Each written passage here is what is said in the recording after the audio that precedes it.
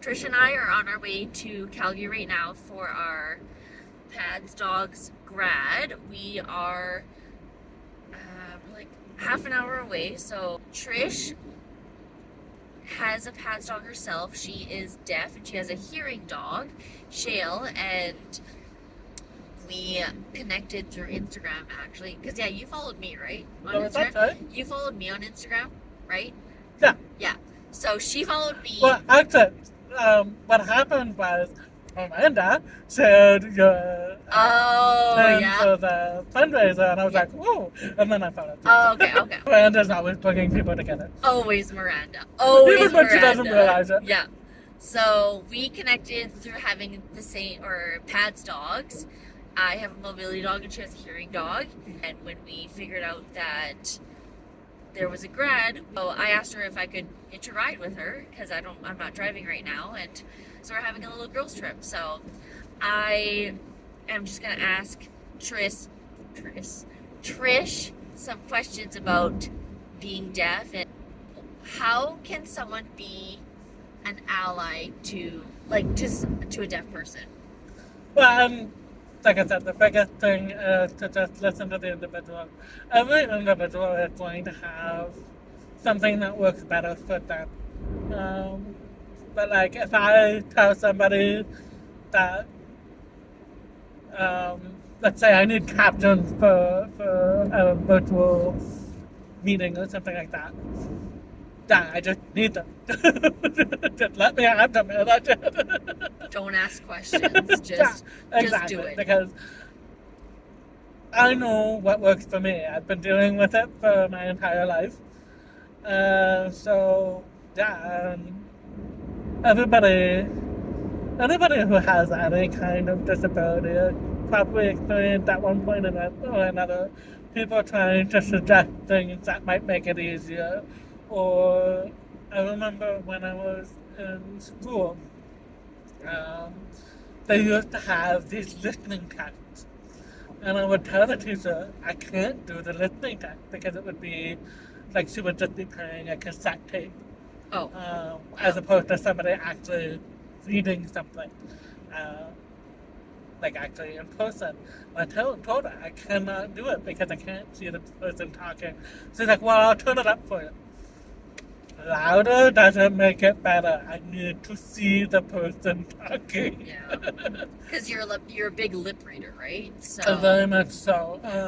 When I get my audio test done, even when I have my implant off, I will actually catch probably about 80% of speech through lip reading alone. Wow. And then you can kind of piece the sentences together because you're just lip reading, right? Yeah. So with COVID, how was that with lip reading when everyone was wearing masks? So what? Sorry? So during COVID, when Oh, everyone God. had masks. I hated the mask. Yeah. I actually lucked out that there's actually an app on my phone that it's just a basic recording app, Okay. but it has a transcribe option. Oh, okay. So what I was doing is I would actually put that recording app on, and I would put the transcribe option, and it would transcribe everything that anybody said. Awesome. Which was basically the only, because actually not only were people wearing masks, but it wasn't long after COVID started that I actually lost the last of my hearing too. So with the mask on, I didn't even know when somebody was talking. Yeah. So it was a big change for me, but my phone was a godsend. This phone actually, it's a Google Pixel. Yeah. I have a Google Pixel too. Oh, yeah. Yeah. I didn't even notice that. But it's got, I don't know if you've ever noticed that it has live captions. Yeah. It works for phone calls. Really? I have the live captions on all the time. So that if somebody calls me, if I have to take a phone call, it gives me captions for the person who's talking to me. Wow, that's so cool. It's a godsend because especially when I was getting calls to set up the surgery for my implant, as an example, Yeah. they're calling me and normal circumstances, I wouldn't be able to hear. Yeah. But thanks to the captions, I was able Wow. to be able to set up what I needed to set up so that I could get my surgery.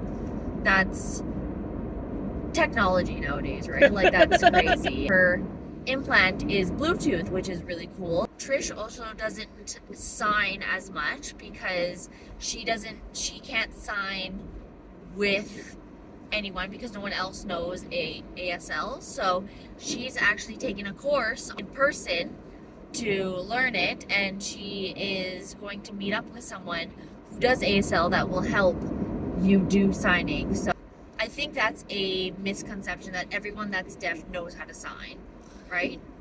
Well, I've only just met her, so I don't really know her full story yet. Yeah. But my understanding is that she went deaf later in life, but she knew somebody in the deaf community, and so she actually became a part of the deaf community and learned sign language, so that she's fully integrated into the deaf community now. At least my understanding from what she told me the other day. I have not had the opportunity to be one of the deaf community much at all. So while I am deaf, lowercase d, I have never been a part of the deaf culture. I'm not culturally deaf, but usually when people are writing about it, they actually differentiate that with a capital D versus a lowercase d, and that just signifies culturally deaf versus deaf but not part of the community. Some people don't actually realize there is actually a full culture around the deaf community and their language, and I unfortunately don't know as much about it as I would like to, but hopefully as I meet more people who are in the community, I'll get to learn more about it myself. So when you communicate with someone brand new, you talk to them, right? So if you were to meet someone brand new, how do you introduce yourself? Like, do you say, "Hey, I'm Trish, I'm deaf," talk slowly, or talk? Personally, I prefer people to talk normally. Okay. And then if I miss something, I will ask them to repeat themselves. Yeah. I actually find it can sometimes be more difficult when people are intentionally trying to enunciate. Oh. Okay. Because they don't realize it, but it's actually changing the movements of their lips a little bit. Ah. I appreciate the thought. Yeah. Yep. But thought is they're always inadvertently actually making it more difficult. That being said, if you're the type like while I was in high school and you're actually talking a mile a minute, okay, I may have to actually slow down a little bit. Oh, totally. I know. And that's why before I got here, I texted Trish and I said, "Hey, how can I communicate with you? What is your preferred way of communicating?" And it's funny because even she asked me what can she do to make me comfortable, because I have hemiplegic on my left side. So it's funny that we're both like, what can I do to make you comfortable? And then what can you do to make me comfortable? I was talking to my husband and I was like, it's so nice talking to disabled people because we're always so courteous of each other. Well, we get it. I mean, our experiences may be different, but similar enough that we get just that simple courtesy of, okay, what do you need from me? How can I make it better? It can make all the difference. Yeah, it's so I think that's probably the end of this video, is saying, just listen to us. Just when we say something, don't question. Just if she needs captions for something, put them on. If I need a chair with armrests, just give me a chair. I'm not saying that because we're lazy or we just want to be like that. Well, I don't know if you noticed, but when we stopped in Windsor, I asked her if you wanted to go in. The reason why I asked her that was because it was going to change where I was planning to park. Yeah. if you had said you wanted to go in, I was planning on finding a place closer to the door. Yeah.